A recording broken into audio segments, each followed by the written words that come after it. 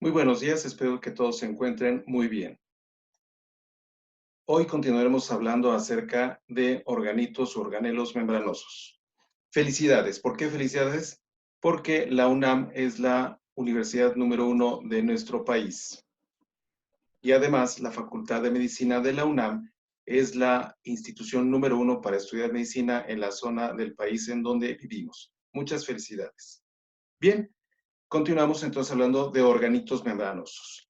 ¿Qué es un organito u organelo? Lo vamos a explicar ahora. Mira, esto es una micrografía en donde observamos una estructura rodeada por unidad de membrana. Aquí se ve muy bien, electrón denso, electrón lúcido, electrón denso, y dentro tiene otras estructuras rodeadas por membrana biológica. Se llama cuerpo multivesicular. Pues bien, hay estructuras intracelulares que, perdón, tienen función específica. Estructuras intracelulares que tienen función específica se les llama organitos u organelos. Y de estos hay dos tipos, unos que tienen membrana y otros que no. Los que tienen membrana se les llama organelos membranosos, los que no tienen membrana, organelos no membranosos. También se les llama organitos. ¿Cuáles son los organelos membranosos? El plasmalema o membrana plasmática, que ya la estudiamos, retículo endoplásmico, aparato de Golgi, endosomas, lisosomas, vesículas de transporte, mitocondrias, peroxisomas. ¿Cuáles son los organelos no membranosos? Microtúbulos, filamentos, centriolos, ribosomas. El día de hoy hablaremos de los membranosos, a excepción de la membrana plasmática, que ya la estudiamos en una sesión anterior. Bien, el primero de los organelos que vamos a estudiar es el retículo endoplásmico, el cual tiene dos porciones. Una que se llama liso, retículo endoplásmico liso, REL, por eso está así abreviado, y otra variedad que es el retículo endoplásmico rugoso. Retículo endoplásmico rugoso. Retículo endoplásmico es un solo organelo continuo que tiene dos porciones, dos variedades. Una que se llama retículo endoplásmico liso, que está formada por una red de microtúbulos, B, tubos pequeños, que se unen, red de microtúbulos anastomosados. Y la otra parte del retículo endoplásmico es el rugoso, retículo endoplásmico rugoso, que está formado por cisternas membranosas aplanadas. Pero todo en conjunto es el mismo organelo, con dos porciones. Retículo endoplásmico, un solo organelo que tiene dos partes. Retículo endoplásmico liso, red de microtúbulos anastomosada, y la otra parte, retículo endoplásmico rugoso, que está formado por cisternas membranosas aplanadas. Bien, tenemos aquí dos micrografías. Recuerda que las micrografías son de microscopía electrónica. Pues bien, microscopía electrónica de transmisión, y vemos imágenes de retículo endoplásmico liso. Aquí estas estructuras tubulares que aparecen en corte transversal corresponden al retículo endoplásmico liso. Y en la segunda micrografía se ve mejor los microtúbulos y se ve mucho mejor que los túbulos se unen, se anastomosan. Por eso es que al retículo endoplásmico liso se le describe como una red de microtúbulos anastomosados. Vean, microtúbulo que se une acá a otro, este se une acá, se anastomosan. Las uniones se llaman anastomosis. Red de microtúbulos anastomosados. Funciones del retículo endoplásmico liso. Síntesis, recuerda que síntesis quiere decir fabricación, producción. Síntesis de hormonas esteroideas. Por ejemplo, en la glándula suprarrenal, la corteza, el cortisol, la zona de la suprarrenal que sintetiza cortisol tiene mucho retículo endoplásmico liso. Otra función, desintoxicación en el hígado. El hígado es un órgano muy importante, lleva a cabo muchas funciones y una de ellas es desintoxicación de sustancias. entre ellas fármacos. Hay fármacos que se degradan en el hígado y esto es interesante conocerlo, ya que si tienes un paciente que tiene insuficiencia hepática, debes evitar administrarle medicamentos que se metabolicen en el hígado porque no lo va a hacer y se va a intoxicar. Entonces, evitar los fármacos potencialmente hepatotóxicos, además de que si se dan a dosis altas, aunque no haya daño, le puedes causar daño al paciente. Y otra función importante es secuestro de iones calcio, o sea, almacenamiento. Secuestro quiere decir almacenamiento. Esto específicamente en el tejido muscular.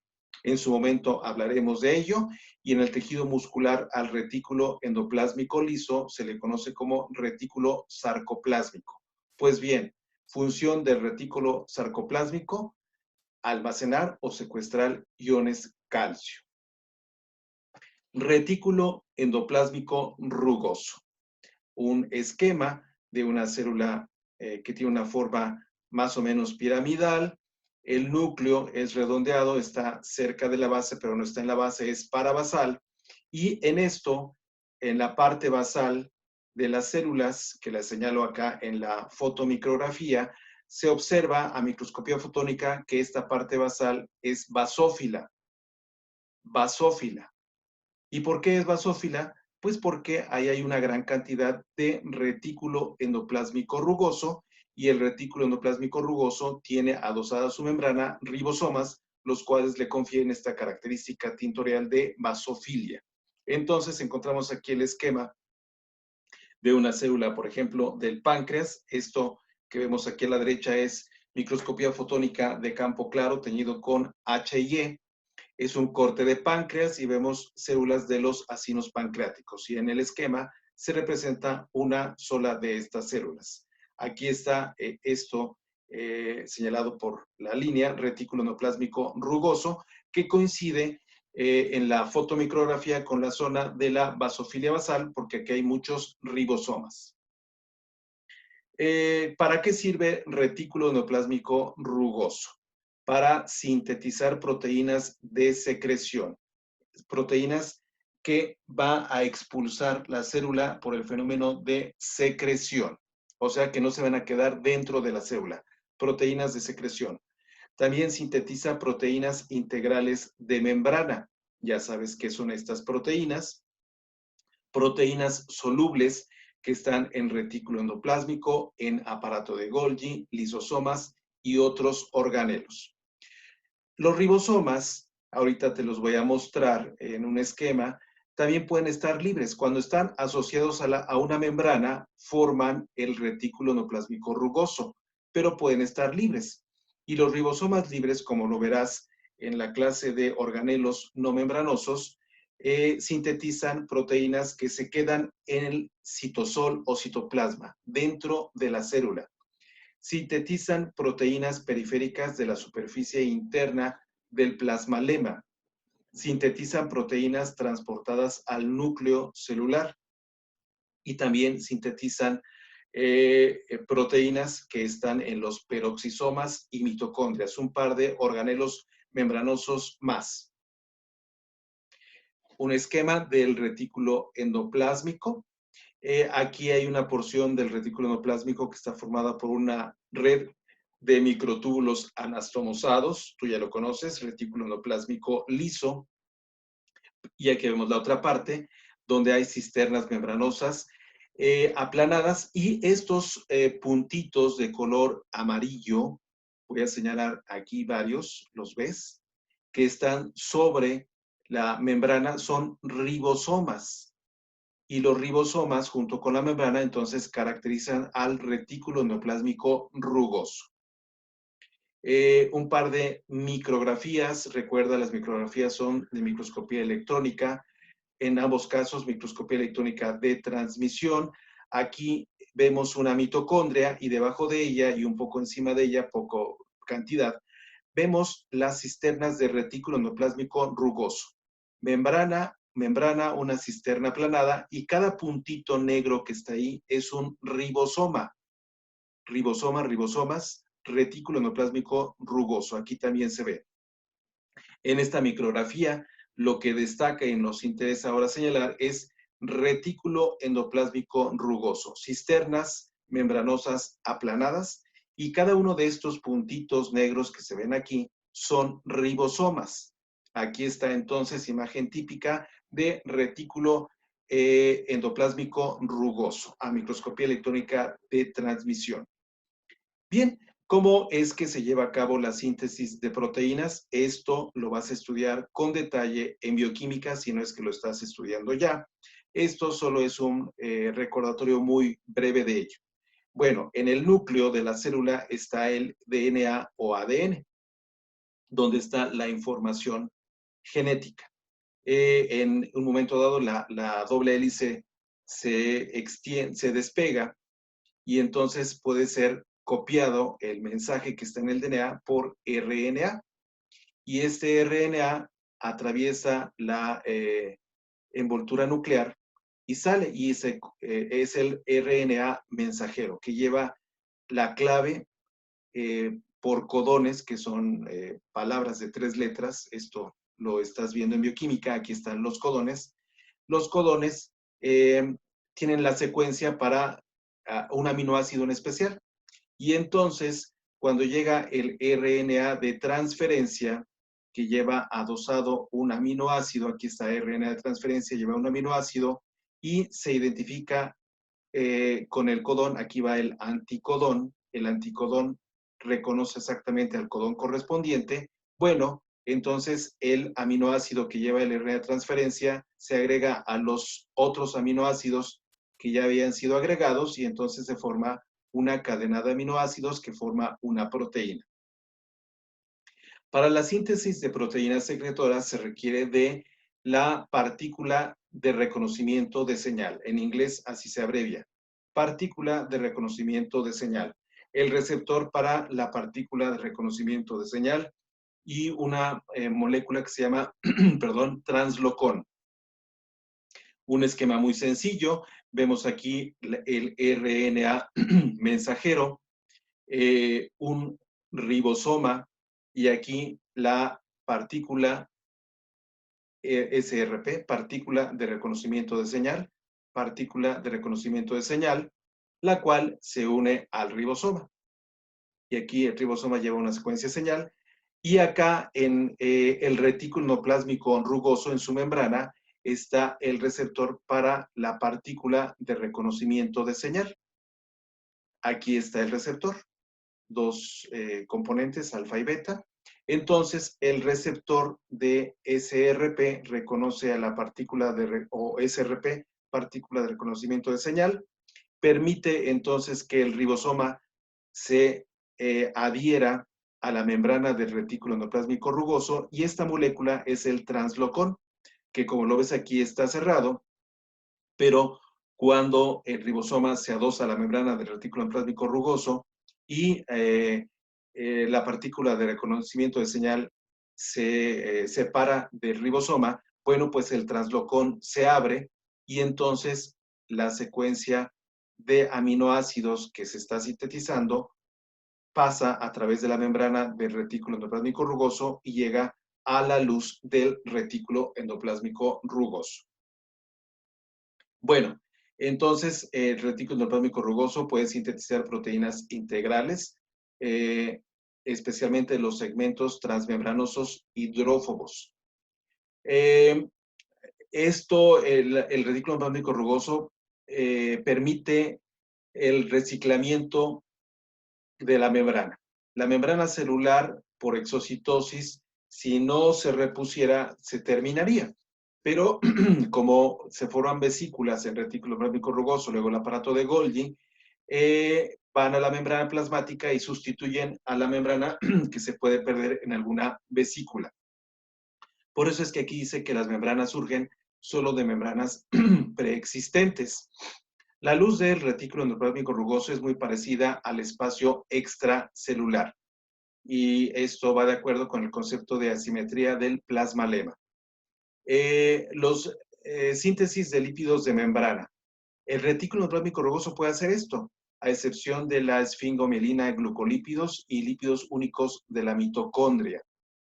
También acá lleva a cabo el retículo endoplásmico rugoso glucosilación a través de glucosiltransferasas. No solo el aparato de Golgi hace esto. Y también lleva a cabo una función que se llama transposición inversa. Con respecto, esto está en relación a proteínas mal plegadas, defectuosas, para llevar a cabo escisión de oligosacáridos en los proteasomas. Esto es muy importante y se relaciona con la degradación vinculada al retículo endoplásmico, abreviada así en inglés. Bien, pasamos al aparato de Golgi. Esta es una foto de Camillo Golgi, famoso histólogo italiano, que dio su apellido al aparato que se conoce así como aparato de Golgi. Y aquí vemos una fotomicrografía, un corte de ganglio arquídeo teñido con dafán. Bien, nuevamente encontramos aquí de este lado una fotomicrografía, o decir, microscopía fotónica de campo claro. La técnica se llama dafano, que es una impregnación metálica, no es una tinción, es una impregnación. Tú ya sabes la diferencia entre tinción e impregnación. Y encontramos un par de neuronas en el centro. Esta es una neurona, otra neurona. Este es el espacio que debería ocupar el núcleo, o donde se encuentra el núcleo, pero la técnica de dafano no lo evidencia y solo se observa el espacio donde está el núcleo. No se impregnó, no se ve el núcleo. A esto se le llama imagen negativa del núcleo, imagen negativa del núcleo, imagen negativa del núcleo. ¿Por qué se llama así? Porque es el espacio donde in vivo está el núcleo, pero la técnica no lo puede evidenciar, no lo muestra, y entonces parece como si estuviera hueco.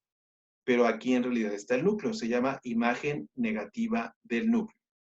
Y cada una de estas estructuras negras, estas pequeñas rayitas, se llaman dictiosomas. Dictiosoma, dictiosoma, dictiosoma, mira, esta parece como una coma, dictiosoma, dictiosoma.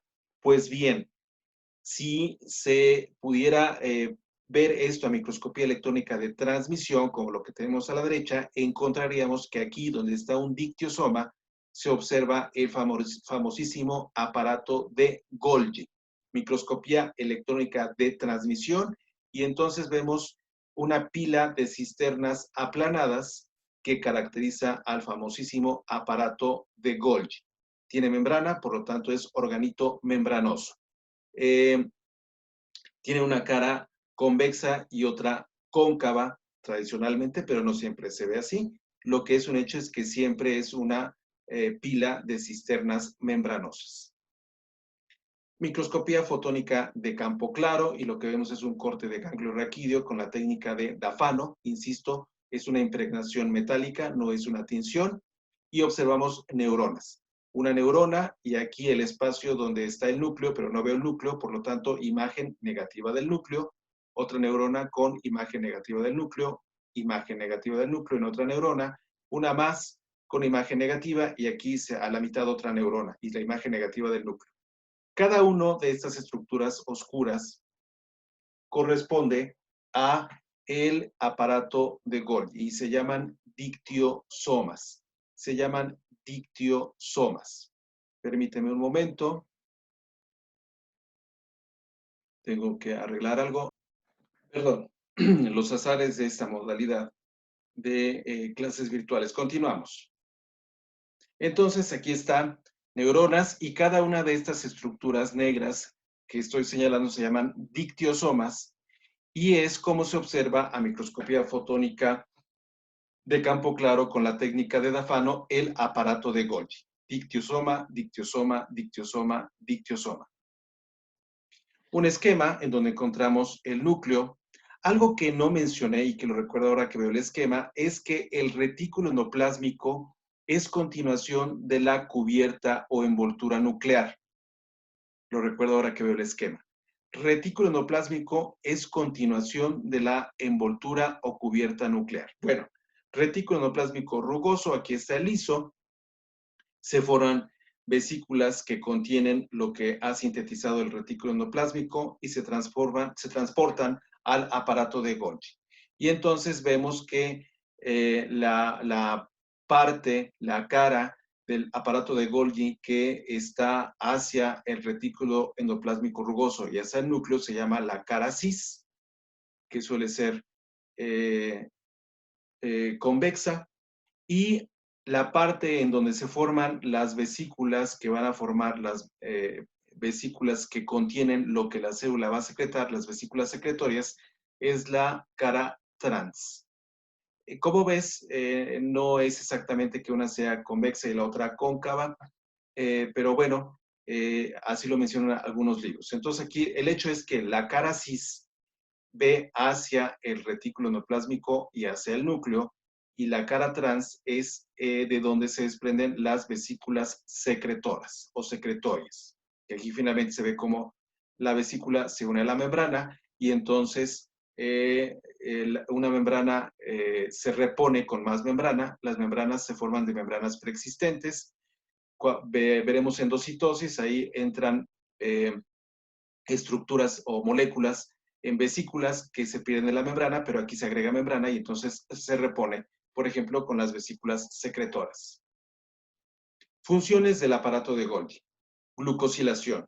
Es muy famosa en glicoproteínas y glicolípidos. Y también síntesis de polisacáridos complejos como los glucosaminoglucanos, de los cuales hablaremos en tejido conectivo, en la matriz del tejido conectivo. ¿Cómo se lleva a cabo el movimiento de los materiales a través del aparato de Golgi? Hay dos formas de verlo, dos modelos. El modelo de maduración de cisternas y el modelo de transporte vesicular. ¿Cuál es el que es más aceptado? Cada uno de estos modelos tiene sus seguidores, digámoslo así, pero en donde el modelo en el cual más investigadores coinciden que es el más probable, ¿cuál será? ¿Cuál será de estos dos? Mira, aquí está. El modelo de maduración cisternal o de cisternas. Aquí vienen vesículas del retículo endoplásmico, se forma una cisterna en el aparato de Golgi y la cisterna completa va avanzando desde la cara cis hasta la cara trans y en ese lapso va madurando el contenido hasta que al llegar a la cara trans se forman las vesículas de transferencia. El modelo de transporte vesicular implica que en la cara cis se forma una cisterna y de ella se desprenden vesículas que van a las cisternas mediales, cisternas terminales, y entonces las moléculas que se van transformando, se van glicosilando, por ejemplo, en el aparato de Golgi, son transportadas a través de vesículas hasta que llega a la cara trans. ¿Cuál es el modelo más aceptado? Pues el de maduración de cisternas, que la cisterna completa avanza a todo lo largo, o más bien a todo lo ancho del aparato de Golgi, y entonces la cisterna completa va madurando. Ese es el modelo más aceptado. Bien, ahora hablaremos acerca de mitocondria, otro organelo membranoso. Etimología: mitos, filamento, condros, grano. ¿Por qué las mitocondrias pueden observarse a microscopía fotónica como filamentos o como granos? Bien, como tú ya lo has oído en muchas ocasiones, lo recuerdo brevemente, la mitocondria hay muchas evidencias de que evolucionó a partir de una bacteria aerobia ancestral que hizo simbiosis con otra célula y entonces ahora tenemos en nuestras células mitocondrias. Son visibles a microscopía fotónica, pueden presentar fusión y fisión como las bacterias, un indicio de que evolucionaron de una bacteria aerobia ancestral. El número es variable dependiendo de la célula. Por ejemplo, en el hepatocito ocupan el 15 al 20% del volumen del hepatocito. Tienen dos membranas. La membrana externa, la mitad, el 50% está formada por lípidos, y en la membrana interna mitocondrial hay una proporción proteína-lípido 3:1, 3 proteínas por un lípido. Y en la proteína interna hay una eh, eh, molécula lipídica específica, exclusiva de las mitocondrias, que es la cardiolipina, que es disfosfatidilglicerol. La cardiolipina solo se encuentra en la mitocondria. En la matriz mitocondrial están las enzimas del famoso ciclo del ácido tricarboxílico o ciclo de Krebs, de Hans Krebs. Y en la membrana interna están los componentes de la fosforilación oxidativa y cadena respiratoria. Ambos temas, o bueno, más bien 3 temas, que los verás en detalle en bioquímica. Esto se lleva a cabo dentro de la mitocondria. Microscopía fotónica de campo claro, un corte de riñón teñido con la técnica de Cairns-Bensley, y esta técnica permite identificar de color magenta mitocondrias. Cada uno de estos puntitos que ves aquí son mitocondrias, pero también aquí hay mitocondrias que se observan en forma alargada, filamentosa. ¿Te acuerdas de la etimología?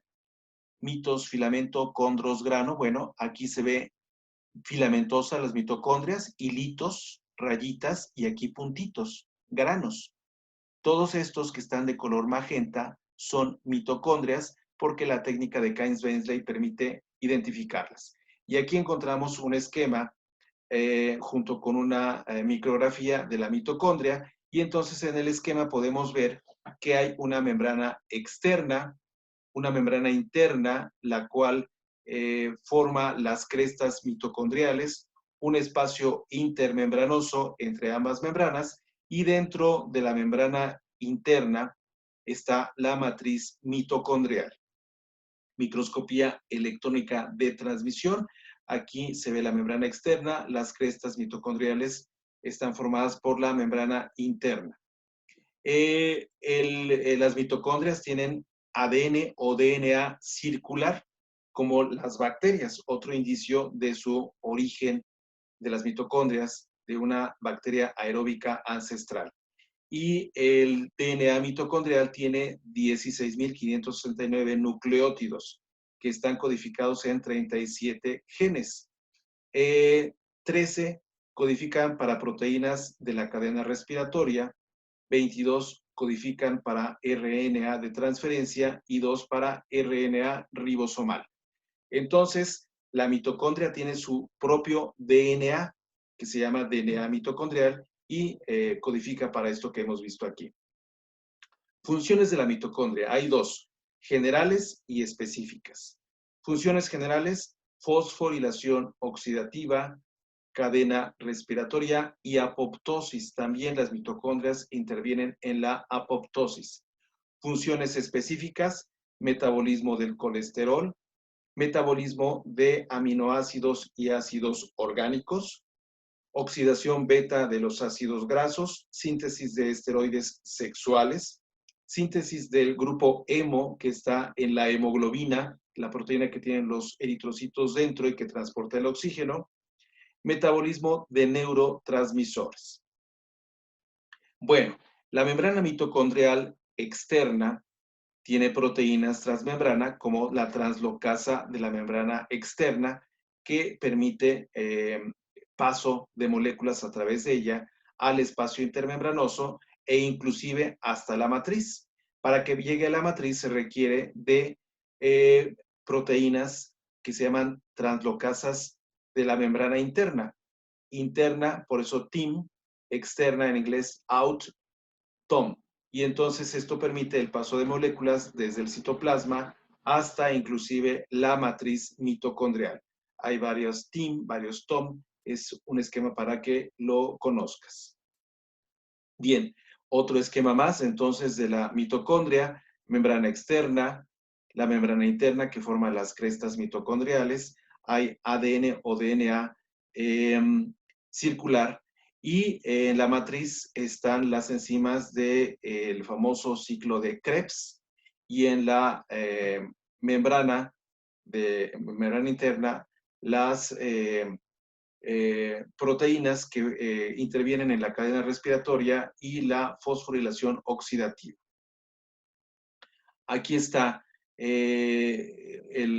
un esquema de la cadena respiratoria en donde hay Proteínas transmembrana que permiten el paso de iones hidrógeno al espacio intermembranal. Se acumulan, por lo tanto, los iones hidrógeno en el espacio intermembranal entre las membranas y se forma un gradiente que se llama gradiente quimiosmótico, el cual se aprovecha para síntesis de ATP. Función muy importante de la mitocondria, síntesis de ATP. ¿Cómo lo hace? Por la unión de ADP más fosfato inorgánico en la ATP sintetasa y entonces 2 fosfatos más 1 ATP, adenosín trifosfato. Y eso es gracias a un gradiente que se llama quimiosmótico. Te recomiendo ver el video en mi aula virtual para que lo veas de una manera más clara. Esto, de hecho, es tema de bioquímica, solo lo mencionamos para que recuerdes que se lleva a cabo aquí. Y fíjate cómo esto se lleva a cabo en la membrana interna mitocondrial. Bueno, peroxisomas. ¿Qué son los peroxisomas? Organelos membranosos, también llamados microcuerpos. Son vesículas simples de 0.1 a 1 micrómetro, muy pequeñas, de diámetro. Tienen aproximadamente 50 enzimas. Intervienen en la oxidación de ácidos granos de cadena muy larga, en la síntesis de plasmalógenos, como en la mielina, en la síntesis y degradación del peróxido de hidrógeno mediante uratooxidasa, oxidasa de glucolato y oxidasas de aminoácidos, y de manera muy importante la catalasa.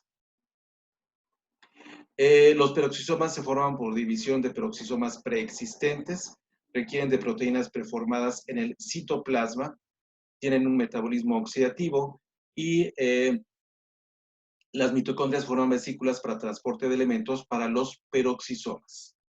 Un descanso de 10 minutos. Te recomiendo que hagas una pausa de 10 minutos, te levantes, respires hondo y entonces regresamos. Muy bien, espero que te haya repuesto en el descanso y continuamos con la sesión. Mira, aquí está el retículo endoplásmico rugoso. Se forman vesículas de él que pasan al aparato de Golgi, y del aparato de Golgi, en algún esquema ya te había mencionado, se forman vesículas de secreción. Bueno, pues resulta que dentro de la célula hay transporte de moléculas a través de vesículas y eso se llama transporte vesicular. Hay varios tipos de vesículas, varias de ellas cubiertas y de acuerdo a ello reciben un nombre específico. ¿Qué vesículas cubiertas hay? COP2, que facilitan o promueven el movimiento de vesículas en sentido anterógrado del retículo endoplásmico al Golgi. Mira, aquí están COP2, retículo endoplásmico y las vesículas cubiertas por, o que se llaman COP2, viajan hacia el aparato de Golgi, anterógrado. COP1, vesículas que viajan en sentido retrógrado. Aquí en el esquema se ve como del aparato de Golgi regresan hacia retículo endoplásmico rugoso. Y las vesículas cubiertas de clatrina, que están en una región que se llama red Trans-Golgi, por sus siglas en inglés, y entonces de la red Trans-Golgi permite paso de moléculas hacia los endosomas, lisosomas. Aquí están las vesículas cubiertas de clatrina. Y aquí estaría la red Trans-Golgi. Y entonces permite que estas vesículas se movilicen hacia endosomas y lisosomas. ¿Qué quiere decir COP? Proteínas cubiertas, por sus siglas en inglés. Además, también hay otras moléculas que intervienen en la formación y fusión, más bien en la fusión de vesículas, SNARE, y SNARE quiere decir receptor proteínico de unión sensible a la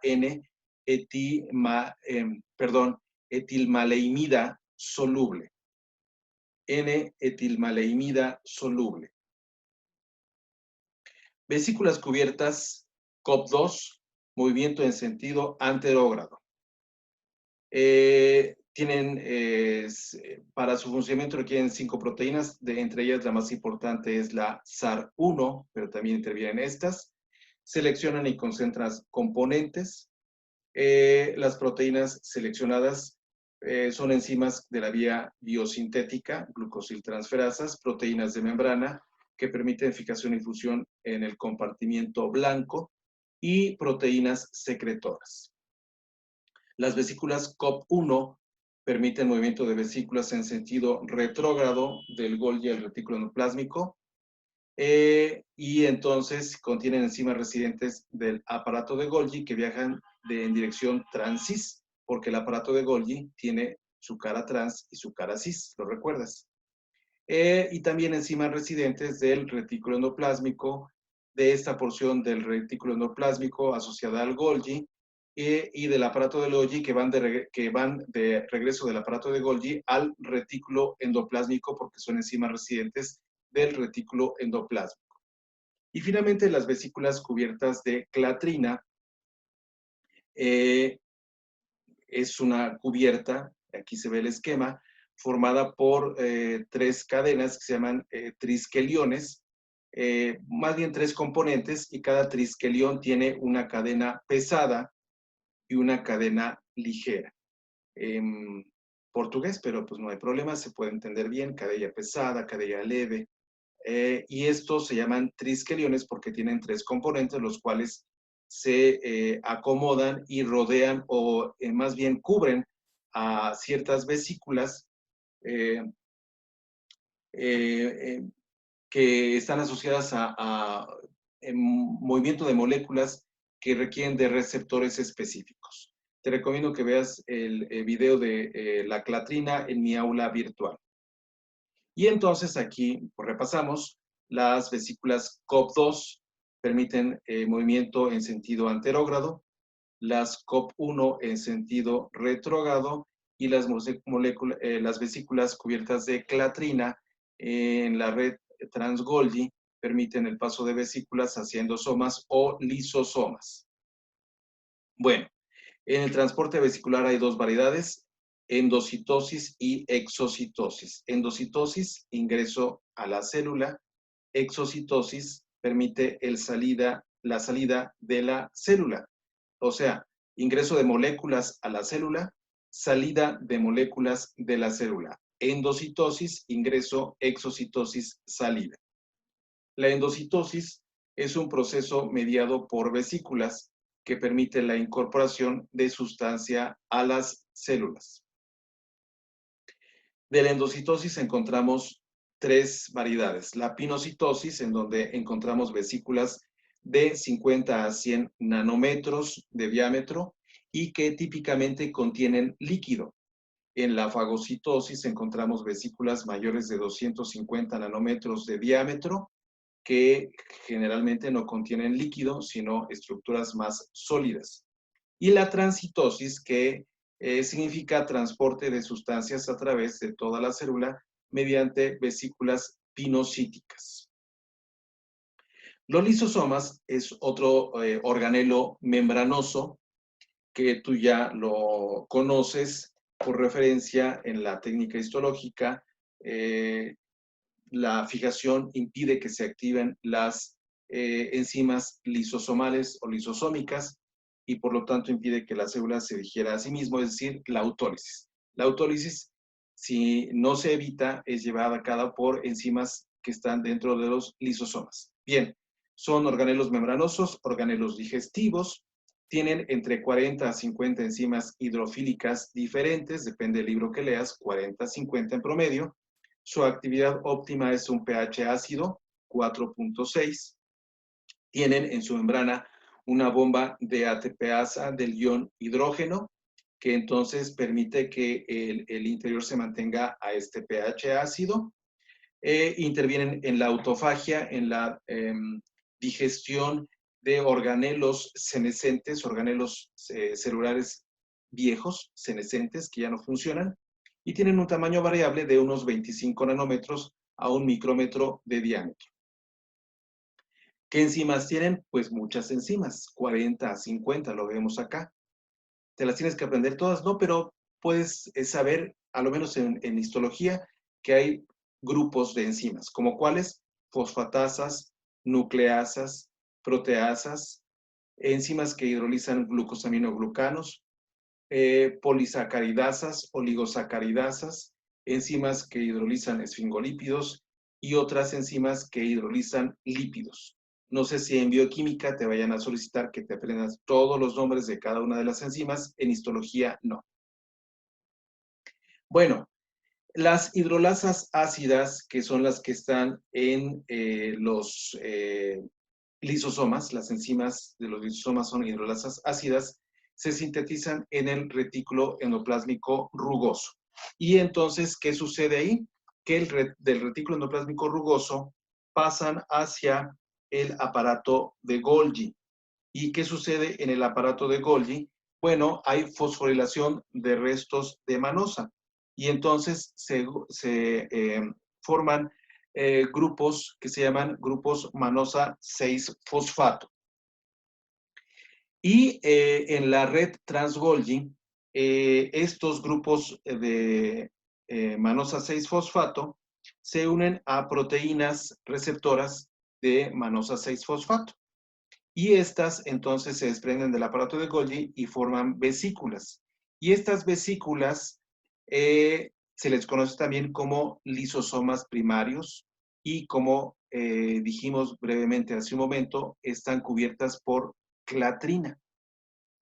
Bueno, los lisosomas primarios se unen a endosomas tempranos. Los endosomas son vesículas que se han formado por la endocitosis, que es un proceso en donde se incorporan moléculas a la célula, moléculas extracelulares a la célula, y entonces se les llama endosomas porque se han formado por endocitosis. Pues bien, los lisosomas primarios, que contienen hidrolasas ácidas, se unen a los endosomas tempranos, los cuales tienen un pH entre 6 y 6.5, y se ha observado que gradualmente, en 10 minutos, el pH llega a ser bastante más ácido y entonces permite que se activen las enzimas hidrolasas.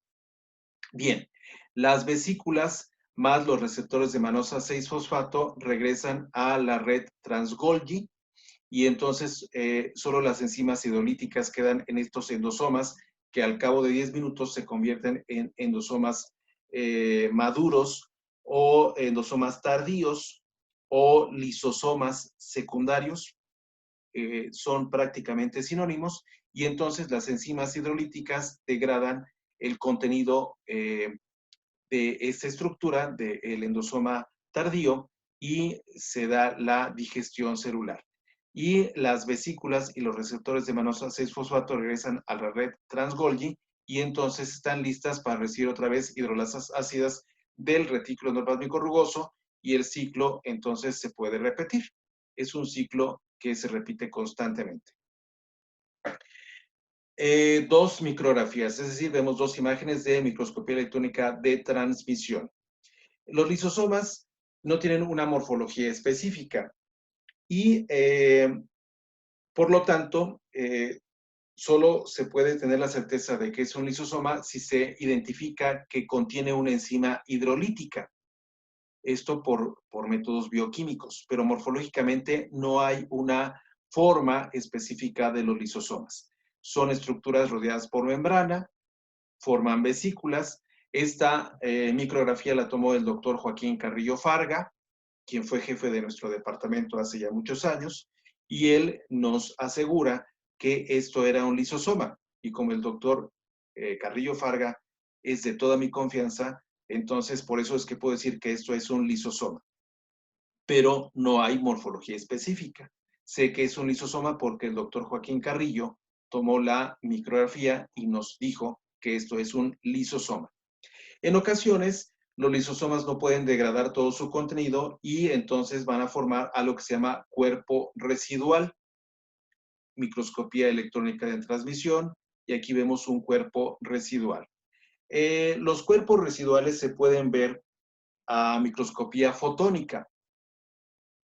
Y aquí tenemos estos gránulos de lipofusina que corresponden a los cuerpos residuales.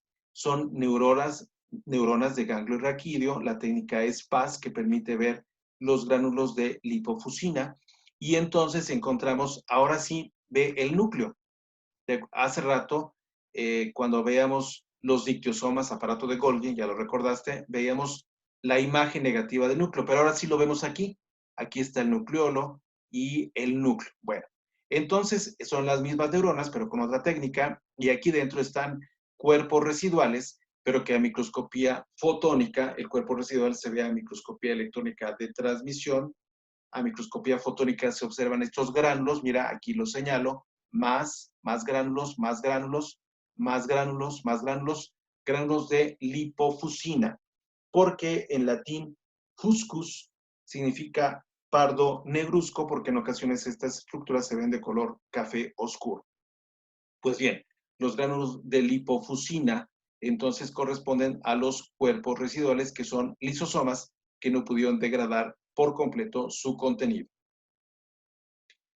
La fagocitosis se lleva a cabo por células altamente especializadas. La célula más famosa es el macrófago, es una célula no fija del tejido conectivo. Cuando veamos tejido conectivo, sus células, explicaremos esto un poco más en detalle. Y otra célula que lleva a cabo fagocitosis es el neutrófilo o polimorfo nuclear. Ambas imágenes son fotomicrografías, es decir, microscopía fotónica de campo claro. Este es un frotis de médula ósea y este es un frotis de sangre periférica, ambos teñidos con Wright. Pues bien, la fagocitosis la llevan a cabo estas células y entonces pueden degradar lo que fagocitan gracias a los lisosomas. Exocitosis es un proceso de fusión de membranas y descarga el contenido durante el cual la membrana de un gránulo secretor entra en contacto con la membrana plasmática con la que se fusiona y entonces el contenido del gránulo secretor se vierte al exterior de la célula, pero se llama exocitosis. ¿Cuántos tipos de secreción hay? Hay dos, una secreción que se llama constitutiva y otra regulada. La secreción constitutiva es continua, no requiere de una señal específica, se da a lo largo de todo el día, por eso es que es continua, mientras que la secreción regulada requiere de un estímulo específico. Por ejemplo, para que haya transmisión de un impulso nervioso se requiere de neurotransmisores que están almacenados en vesículas. Y entonces, para que se libere el neurotransmisor, se requiere un estímulo específico que no es todo el tiempo, no es continuo, y solo si se da el estímulo específico se lleva a cabo la secreción del neurotransmisor. En este caso, entonces, es un ejemplo de una secreción regulada. ¿Cómo se dirigen las vesículas? O dicho de otra manera, ¿cómo se lleva a cabo el direccionamiento de vesículas? Bueno, hay varias etapas del fenómeno. El movimiento hacia el compartimiento blanco, o sea, hacia donde se dirigen las vesículas, pongamos, por ejemplo, de retículo endoplásmico rugoso al aparato de Golgi, ese movimiento es mediado por microtúbulos. Los microtúbulos son organelos no membranosos, parte del citoesqueleto, los cuales se estudiarán en una clase posterior. El movimiento, entonces, es guiado por microtúbulos. Los microtúbulos forman una especie como de rieles que dirigen a las vesículas. La fijación en el compartimiento blanco, en el ejemplo que hemos puesto, la vesícula va del retículo endoplásmico rugoso al Golgi. Bueno, para que se fije al Golgi, se requiere de esta molécula que se llama RAP. Para que las moléculas se acoplen al compartimiento blanco, se requiere de esas moléculas SNER. Y para que se lleve finalmente la fusión de las membranas, se requiere una señal de activación en donde permite que actúen las moléculas SNER. Entonces, intervienen microtúbulos para mover a las vesículas, fijación por medio de RAP al compartimiento blanco, acoplamiento de las membranas por SNER y se funcionan por señales de activación donde también se involucran las moléculas SNER. Un esquema muy sencillo donde hay una vesícula, una membrana blanco, por lo tanto el objetivo es que la membrana de la vesícula se una a la membrana blanco para que pueda vertir su contenido a esta estructura. ¿Qué interviene ahí? Para el movimiento de la vesícula, microtúbulos. Para la fijación al compartimiento blanco, este es el compartimiento blanco, se requiere de RAP. ¿Dónde está RAP aquí? Aquí está RAP. Y ve cómo aquí hay otra molécula específica que detecta a RAP, que puede captarla. Entonces, la fijación al compartimiento blanco mediante RAP. Y el acoplamiento de las membranas por SNARE. Target, aquí está la membrana blanco, está la T, es T-SNARE, y la B de la vesícula, B-SNARE. Entonces, para que haya el acoplamiento de la vesícula con la membrana blanco, o con, sí, la membrana blanco, se requiere o intervienen la T-SNARE y la B-SNARE. Y cuando hay una señal de activación, entonces finalmente se fusionan las membranas. Te recomiendo que veas un video que he puesto en mi aula virtual para que esto te quede más claro y no hagamos muy extensa la clase. Después de hablar de todo esto, podemos concluir que hay un sistema endomembranoso, que es una red dinámica integrada en la que los materiales se envían y regresan de una parte de la célula a otro. COP2, ¿te acuerdas? Retículo endoplásmico rugoso al Golgi. COP1 de Golgi al retículo endoplásmico rugoso. Se envían y regresan. Red dinámica. ¿Y qué organelos forman parte del sistema endomembranoso de esta red dinámica integrada?